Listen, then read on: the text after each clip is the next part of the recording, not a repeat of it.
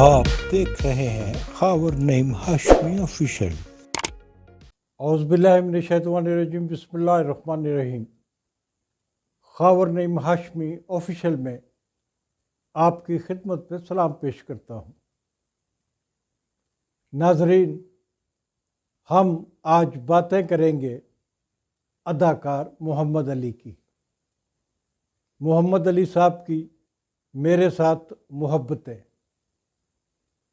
محمد علی صاحب صرف ایک ایکٹر نہیں تھے، جتنے بڑے وہ ایکٹر تھے اس سے بڑے وہ ایک شخص تھے، ایک انسان تھے۔ وہ کتنے عظیم انسان تھے۔ میں نے بہت عرصہ گزارا ان کے ساتھ، میرا بہت تعلق رہا ان کے ساتھ۔ میں جانتا ہوں کہ محمد علی جیسے انسان دوست، انسانیت دوست لوگ بہت کم پیدا ہوتے ہیں، اور خاص طور پہ فلم انڈسٹری میں ایک ایسا ایکٹر جو ٹاپ کا ایکٹر ہو، جسے انڈیا والے اپنی فلموں میں کاسٹ کرنا چاہتے ہوں اور انڈیا سے مسلسل بلاوے آتے ہوں۔ محمد علی صاحب نے انڈیا میں بھی ایک فلم کی تھی، لیکن اس کے بعد انہوں نے توبہ کر لی کہ وہ انڈین فلموں میں کام نہیں کریں گے۔ میرا محمد علی صاحب سے تعلق میرے والد نعیم ہاشمی صاحب کے انتقال کے 1 سال کے بعد ہوا۔ 1978 میں نعیم ہاشمی صاحب کا انتقال ہوا تو 1979 میں نے نعیم ہاشمی صاحب کے حوالے سے نعیم ہاشمی میموریل کونسل بنائی، اور میرا خیال تھا کہ اس کونسل کے زیر اہتمام میں فلم ایکٹرز میں ایوارڈز دیا کروں گا اور ثابت کروں گا کہ پاکستان میں کس طریقے سے غیر جانبدارانہ طور پر فلم ایوارڈز دیے جا سکتے ہیں۔ اس کے لیے اس کمیٹی میں، جس کے چیئرمین پروفیسر اعجاز الحسن صاحب تھے، NCA کے حوالے سے شاید آپ جانتے ہوں، پروفیسر اعجاز الحسن آرٹ کی دنیا میں بہت بڑے مصور ہیں۔ بہت ان کی تصاویر جو ہیں وہ پوری دنیا میں بہت زیادہ قیمت پہ فروخت ہوتی ہیں، اور جانے پہچانے شخص ہیں پروفیسر اعجاز الحسن صاحب۔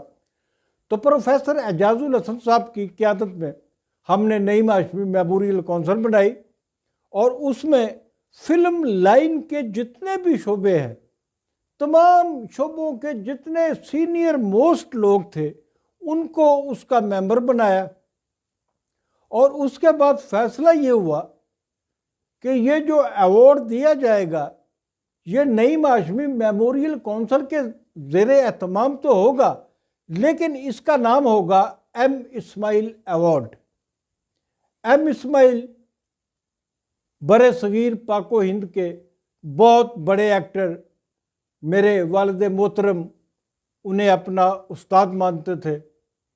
خاموش فلموں کے دور کے ایکٹر، خزانچی جیسی فلمیں جن کے کریڈٹ پہ ہیں، اور پہلی خاموش فلم جو بنی اس میں بھی M اسماعیل صاحب کا رول تھا، اور M اسماعیل صاحب کا انتقال 1974 میں ہوا تھا، 1974 میں ہی ہوا تھا، کیونکہ ہاشمی صاحب 2 سال کے بعد ان کا انتقال ہوتا ہے ہاشمی صاحب کا۔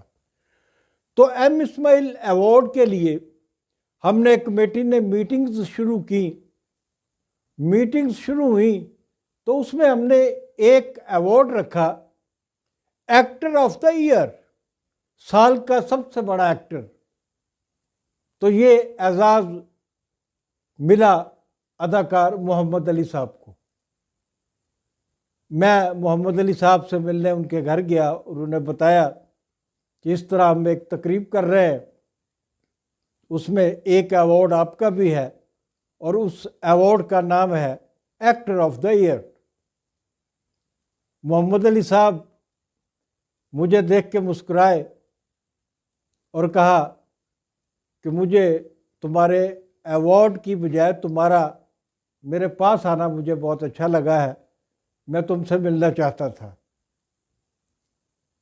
اور اسی دوران انہوں نے کہا کہ ایک نئی لڑکی آئی ہے، شباب کرانوی کی فلم میں اس نے ایک رول کیا ہے اور بہت اچھی ایکٹریس ہے، اور اس کو حوصلہ افزائی کا ایوارڈ بھی آپ دیں۔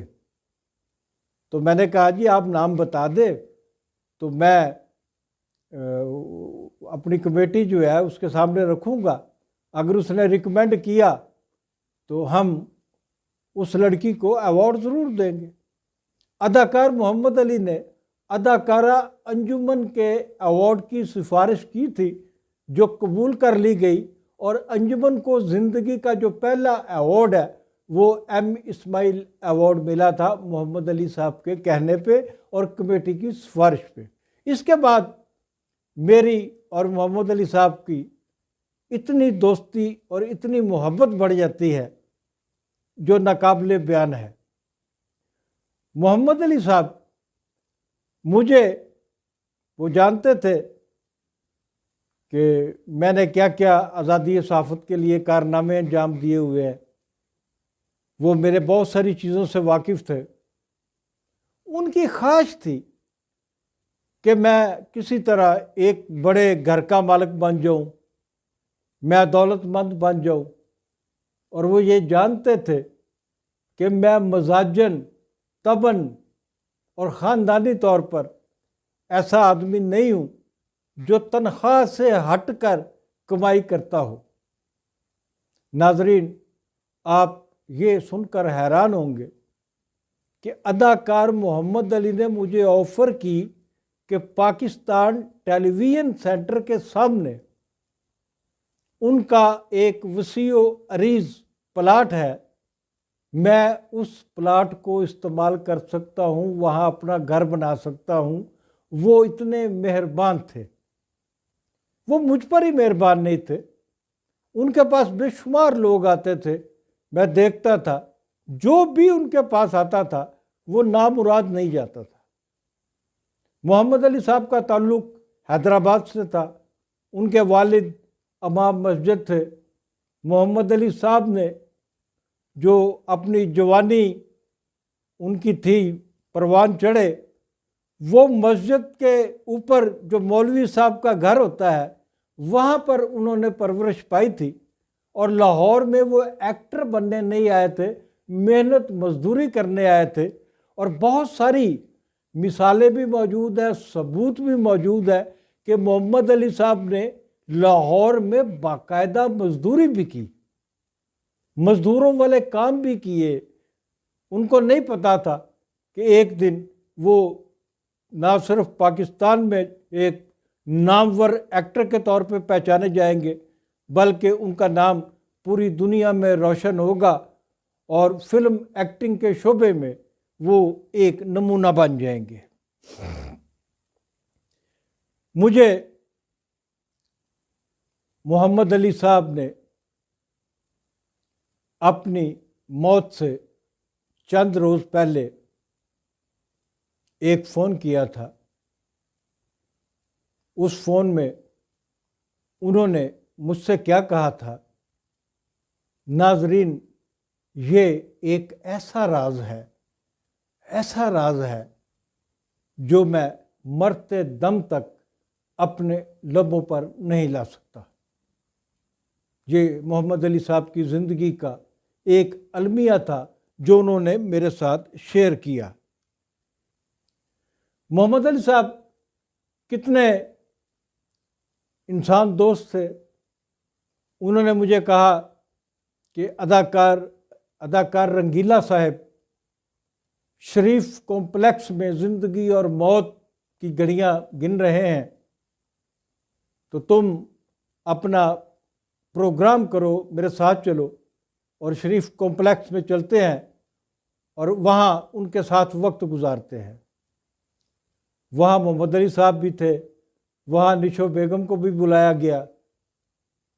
رنگیلے پر ایک طویل دورانیے کا پروگرام بنایا گیا جو جیو ٹیلی ویژن پہ چلا بھی اور نشو ان کے سرہانے کھڑے ہو کر وہ دو گانا گاتی ہے جو فلم میں اس نے رنگیلے کے ساتھ گایا تھا، وہ سب تو سونیا۔ جب وہ گا رہی تھی تو رنگیلا کی آنکھوں میں آنسو تھے، اور یہ محمد علی صاحب کا کمال تھا کہ انہوں نے رنگیلا کو بھی جو بستر مرگ پہ پڑا ہوا تھا وہ گیت گنگنانے پہ مجبور کر دیا۔ محمد علی صاحب ذوالفقار علی بھٹو کے بہت فین تھے۔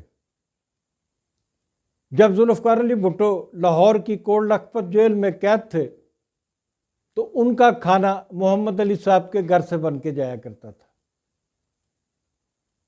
محمد علی صاحب کو اپنے گھر میں دعوتیں کرنے کا بہت شوق تھا۔ میں نہیں سمجھتا کہ ہفتے میں 1 یا 2 دن ایسے نہ ہوتے ہوں کہ جب محمد علی صاحب کے گھر میں شام کو دعوتیں نہ ہوتی ہوں۔ ان میں فلم انڈسٹری کے لوگ بھی آتے تھے اور بہت سارے صحافی بھی ہوتے تھے، جن میں عباس اطہر صاحب بھی تھے۔ عباس اطہر سے لے کر خالد چودھری مرحوم، جو ابھی چند دن پہلے جن کا انتقال ہوا ہے، جن کا تعلق مساوات سے تھا اور میرے بہت پرانے کولیگ تھے، ان کا بھی ابھی انتقال ہوا ہے۔ اور خالد چودھری بھی وہاں جایا کرتے تھے، اور خالد چودھری مر گیا ہے لیکن مزیدار آدمی تھا۔ وہ محمد علی صاحب کی اگر شوٹنگ نہ ہوتی تو وہ روزانہ بھی دعوت کر دیا کرتے تھے لوگوں کی۔ اور میں نے بتایا نا، جو مستقل لوگ ہوتے تھے ان میں عباس اطہر صاحب اور خالد چودھری اور بہت سارے لوگ ہوتے تھے، لیکن اس دعوت میں کبھی محمد علی صاحب نے مجھے نہیں بلایا تھا، کیونکہ وہ مجھے بیٹوں کی طرح سمجھتے تھے، اور اس دعوت میں پینا پلانا سارا کچھ موجود ہوتا تھا۔ وہ دعوتیں کیسے ختم ہوئی، یہ واقعہ میں آج آپ کو سنانے لگا ہوں کہ گپیں ہو رہی تھیں، لطیفے بازی ہو رہی تھی، فلمی دنیا کی باتیں ہو رہی تھی، سوشل ٹاپکس پہ بات ہو رہی تھی، پولیٹکس پہ بات ہو رہی تھی۔ اچانک خالد چودھری مرحوم، جنہوں نے 2-4 زیادہ شاید پیک پی لیے تھے، اچانک محمد علی صاحب سے مخاطب ہوئے اور کہا، علی، محمد علی صاحب نے کہا، علی، زیبا یہاں کیوں نہیں ہے؟ یہ آخری دن تھا اس قسم کی دعوتوں کا، اور اس کے بعد محمد علی صاحب نے اپنے گھر میں دعوتیں کرنا بند کر دی تھیں۔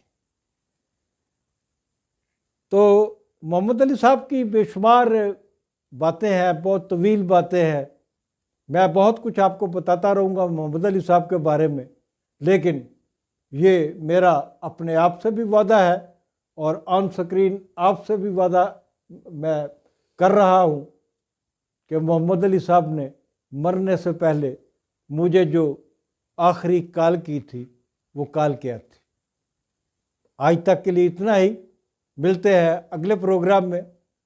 خاور نعیم ہاشمی آفیشیل کو سبسکرائب کرنا مت بھولیے گا۔ Thank you.